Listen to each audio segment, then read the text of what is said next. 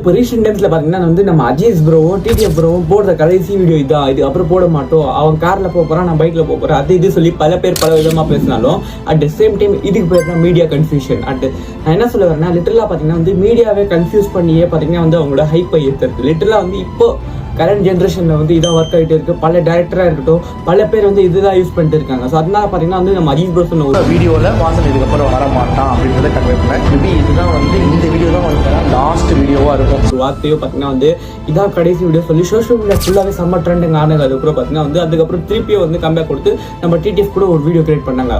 So அவங்க எப்படி create பண்ணாலும் பாத்தீங்கன்னா வந்து செம்மையா வீஸ் போகும். அட் த சேம் டைம் பாத்தீங்கன்னா வந்து அவங்க வந்து இப்போ புதுசா ட்ரை பண்ணிட்டு இருக்காங்க. So all the best Aziz and TTF Vasan bro, keep rocking.